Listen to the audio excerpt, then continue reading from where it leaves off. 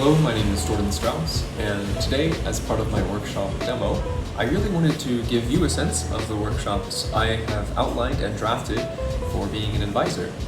Maybe during August orientation or throughout the year, I hope to use some of these workshops ideas. But of course, I'm open to any workshop ideas that Fulbright would like me to present on. I've included all 10 of the workshop ideas and PowerPoint links here in my statement of purpose, and I really encourage everyone to go look at those. But just to give you a little bit of a sense of the workshops that I've drafted and the PowerPoints I've drafted, I've created a workshop related to ETA's teaching philosophies to give them a better sense of how to deal with certain situations in schools. I have developed a PowerPoint and a workshop for video projects in the classroom based on my own experience and other ETAs and ETFs experiences. I've developed a workshop on using AI tools and AI techniques in the classroom, both for LETs and for ETAs. I've created a workshop geared towards teaching grammar, which is a very difficult topic for many ETAs and ETFs, especially in a junior high context. And I've developed a workshop related to observation skills and how ETAs can keep observing other teachers throughout the year in order to better improve their own teaching practices. And I would love to share this and talk about this with my fellow advisors too. And I've also created a workshop related to language learning in Taiwan for ETAs themselves, as well as students' language learning motivation, which I presented at the last mid-year conference. And I've also created a workshop related to classroom English tools and tips for teachers in Taiwanese schools who may be starting to learn English or have had bad experiences with learning English, and so getting into that and teaching them some English learning tricks and tips. I've also created a workshop related to, specifically for the Changhua County cohort, related to life in Lugang and life on the western coast of Changhua, which is a very unique area. And I would love to present that and share that with the Changhua cohort in the upcoming year. And I've created a specific PowerPoint for English language teaching assistants, ELTAs, which is another program here, which I presented in Kaohsiung in December alongside 3 other advisors, Matt, Elena, and Izong. And so I also wanted to share that role with you right here, covering a lot of different skills for lesson plans and local cultural ideas and classroom management.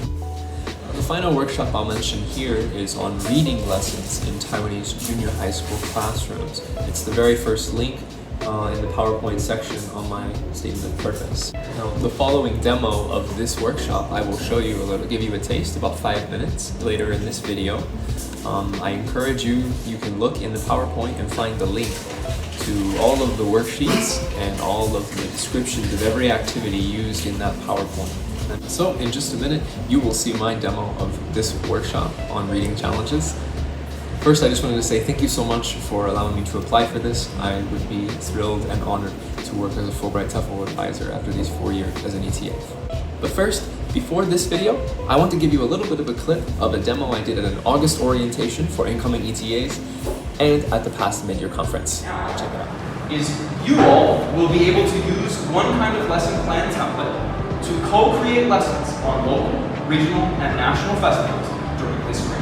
Okay, so that's my outcome. I hope after this you know how to use this template if you want to. Okay. The way we're going to explore this template is we're going to talk about the festival going on right now. We're going to talk about Ghost Month.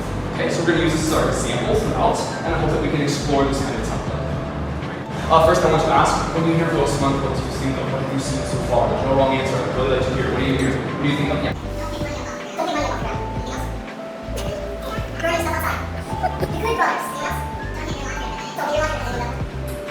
Okay, great, cool. So we're going to talk about Ghost Month, so we're going to explore this lesson plan template. 4 stages for this lesson plan template you just have to remember. It's PEE. Prepare, present, practice, production. Thank you, man. This is from our master's right now, okay? This is from our master's program we're doing right now. But I added a step 4 for the local festivals lesson plan, which is prepare. Let's look at this stage, prepare. Alright, here's our warm-up, here's our exercise. We're going to get into this. You arrive at school on August 28th and hear coworkers talking about Ghost Month. Your LET posts that you can do a lesson plan on this topic. You feel a bit uncertain about what to teach. Ghost Month and stuff, I don't really know. How will you start preparing for this lesson in terms of content? Okay, so don't think of activities yet. I just want you to think in terms of content. What vocabulary do you need to teach? Okay, how are you going to research? I would like this discussion in groups. Okay? So if we can, what I want you to do is I want you to write down 2 ways to start preparing and researching those tests. We have 1 minute. Let's go. Talk in your groups, please. Talk in your groups. No. Okay? You gotta go check it out. Do we have time? No. You might be wondering why in all of those notes I had a cicada. A cicada is very representative of Zhanghua. In the summertime, they are everywhere. And in Ghost Town, the cicada is a very important symbol. I'll give you a reason why. This is a line from the book, We spoke our maps with our accents and our stories. This is very emblematic of Zhanghua. If you look at Zhanghua, cicada is a great example. If you go and ask people in Zhanghua, cicada, how do you say it in Chinese? They'll all give you the same answer. But if you ask them in Taiwanese, they might give you a different answer. In Lugang, they'll probably give you Hangoze. In Zhanghua, they'll say Amboze. In other parts, they'll say Shena. In other parts, they'll say Qingya. And where I live, they say Gida. All sound radically different because they are speaking out accent matters with their accents, but even more so with their stories. In Guiyifang, the cicada is a lowercase c. It appears often, but there's a character named Ata. She's this old woman. And when the English translation, they translate it to capital C, cicada. Not only do I see little c cicadas where I live in Zhanghua, a rural area, I see capital C cicadas every day. They're my neighbors. And I speak with these women all the time, these men too. I speak with them and I hear the stories from Zhanghua. The stories that I can't tell you about today, I learned about from the capital C cicadas around where I live. So if you want to learn anything about Zhanghua, ETFs, go there. Use your Mandarin, use your Taiwanese, and learn the stories. Not the flashy things. You can hear the richness of Zhanghua in the stories. And that's what we're going to share about today. I'm going to say Jordan is always a very hard speaker to follow. I'll try my best. The workshop is geared towards English teaching assistants in Taiwan. And I hope that this could serve as a template, something that I can offer the ETAs about reading lessons and reading comprehension skills for junior high school students in Taiwan. A quick outline, this presentation honestly is very meta. The readings in the workshop are all about reading. The entire outline of the whole workshop is modeling a reading lesson template. And in the very end, the students will take one of the readings from this workshop to design a reading lesson plan. So it's a reading lesson plan about reading on a reading about reading. Anyway, we talk about 3 main issues for students in the classroom, which are bottom-up processing, top-down processing, and encountering unfamiliar vocabulary in texts. Finally, I offer some activities that could help address these 3 and give the participants a chance to design a reading lesson.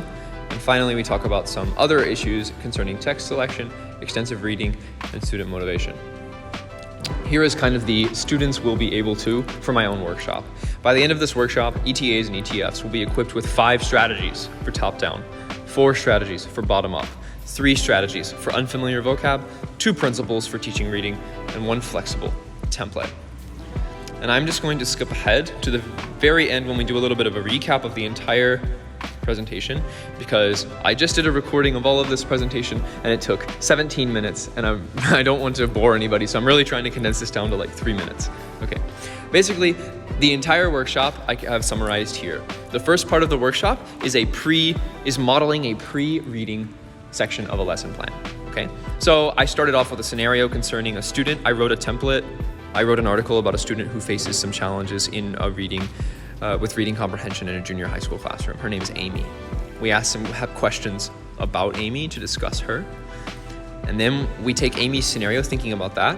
We have another article that I composed that is about 3 major reading challenges in the classroom. So the ETAs are using their reading skills themselves throughout the workshop.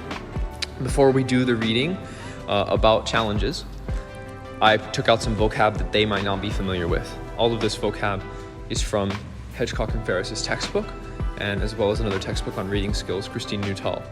We talk about those vocab, their unfamiliar vocab, and we talk about some strategies that if you were a student in a junior high school classroom encountering this many vocab that's new, what could you do? How could you address this? This is to help, this pre-reading section is really to help the ETAs empathize with students in the classroom and to get to know some of their challenges. The next part of the workshop, the second part, we get into it's modeling a reading section of a reading lesson, which is basically we need to really dive deep into the texts. So for this workshop, obviously, I've provided texts, and so they're gonna go into the text, and really that text talks about top-down processing issues, bottom-up processing issues, and finally, unfamiliar vocabulary issues. And then after we read the article, we will talk about and see if the ETAs can figure out from context clues the meanings of these words that we talked about, the new words.